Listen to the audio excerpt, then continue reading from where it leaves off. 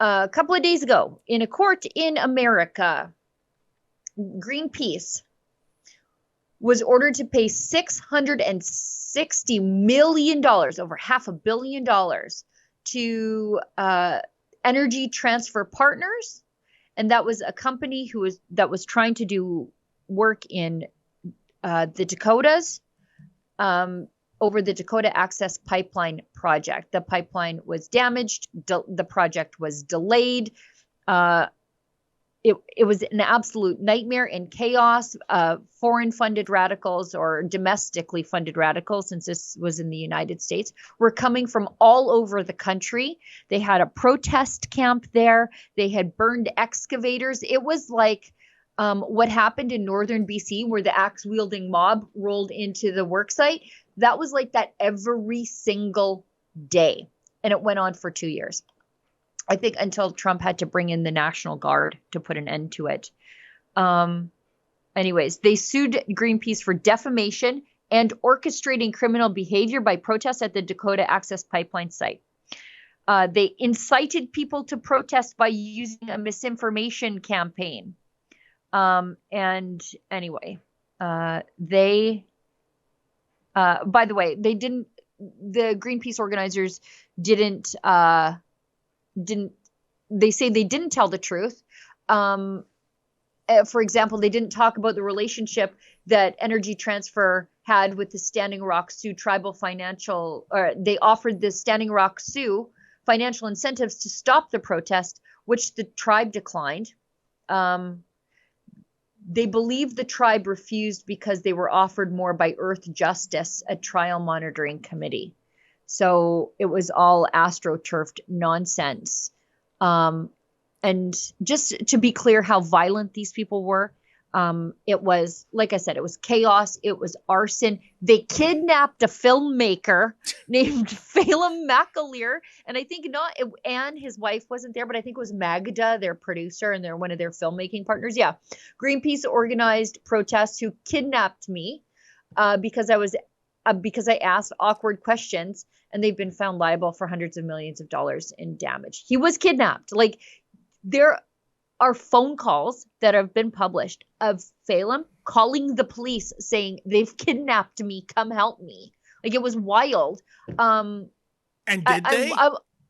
The police did eventually come and help them. I'm not sure what happened to the kidnappers, but in most states, they take kidnapping very seriously. Oh, yeah. And I think these people just sort of got off with like a, hey, don't abduct filmmakers anymore. Unbelievable. Anyways, I just wanted to talk about that because there's a new sheriff in town named Donald Trump, and things are changing. And I hope this serves as an example for companies in Canada to not give in to these eco-radicals. Because usually we sort of, like the oil industry kind of apologizes for itself before it stands up. Like, oh, like we are doing emissions, but we're doing everything so much cleaner and blah, blah, blah. No, just say you're working and you're creating jobs and wealth and providing people something that they need. Don't apologize anymore because being weak is what happened here. 100%. Okay, I think that's it. And then to dovetail it really into what's happening on another front in terms of, well, let's call it what it is, terrorism. What is happening at Tesla dealers? What is happening with people who have Tesla cars? Sheila, this is off the charts, disgusting and egregious and outrageous. And it just shows you the divide, I think, between the left and the right. And let me illustrate that.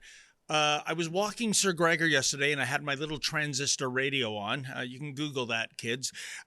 Anyways, I was listening to the guest host for the Alex Pearson show on AM 640, and it was about the Tesla terrorism. And he was saying all the right things. This is wrong, offside, blah, blah, blah. Then a caller, a progressive, called in, and he started to, in the beginning, say all the right things. You shouldn't have your car vandalized. The dealership shouldn't be firebombed. And I'm waiting, because I knew it was coming. But, and here was the but. But, Mr. Guest Host, consider what the right was doing some 3 years ago because of Dylan Mulvaney, and they organized a boycott of Bud Light. And the host basically said, and what a dummy. Oh, yeah, you're right. He said, where's the effect of, yeah, there's extremists on either side of the political sphere. Sheila, I'm sorry, vandalism and arson of property that isn't yours is not the same in no way, shape, or form as deciding you're going to boycott a product, right? Well, yeah, like let's just talk about the sorry, I'm just looking up a tweet or X post, I should say. I'm trying to correct myself and not call it Twitter or tweets because it's definitely not that old, horrible company. But there, of course, what's happening to these Tesla owners, Yep. Tesla dealerships, it's political violence. It's not a boycott. Yep. You have a right to not spend your money on a Tesla. You don't have a right to damage a Tesla or somebody else's legally bought Tesla. That's political violence. Okay, so, and this has come now to Calgary. Calgary does have a small but active Antifa contingent. And there are Tesla vehicle fires now in Calgary, arson being investigated as arson. And that was published yesterday. So it's not just the crazy places of the country like Hamilton, no offense to the good people who live in Hamilton.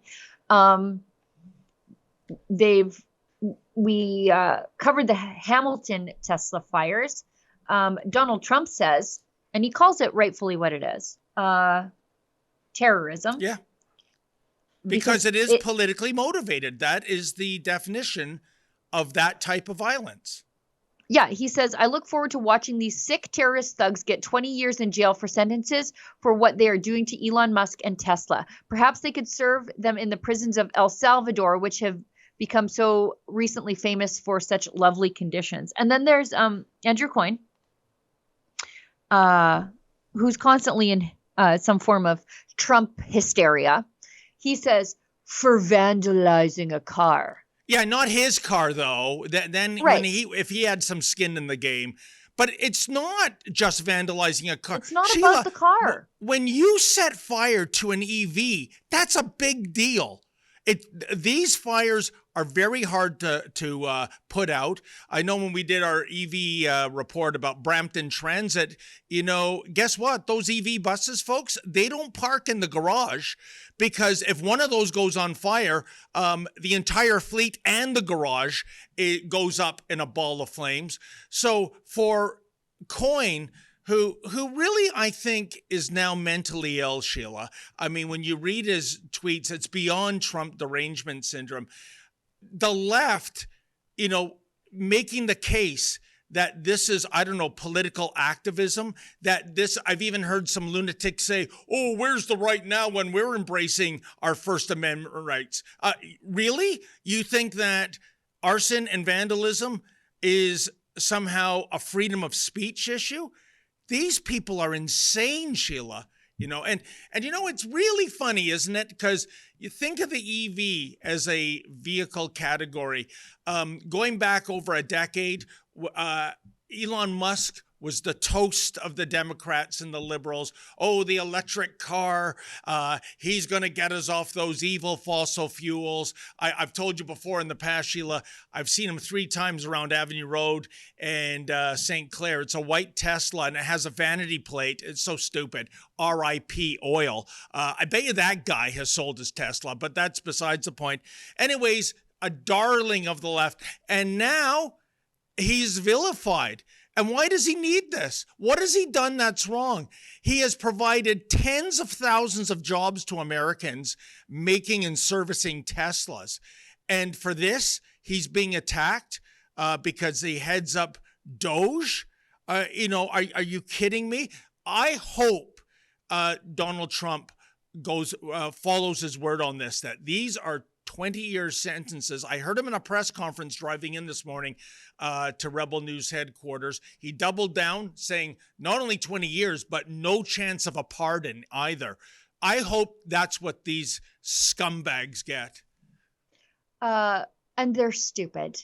And I'll tell you why. They're the stupidest possible environmental terrorists.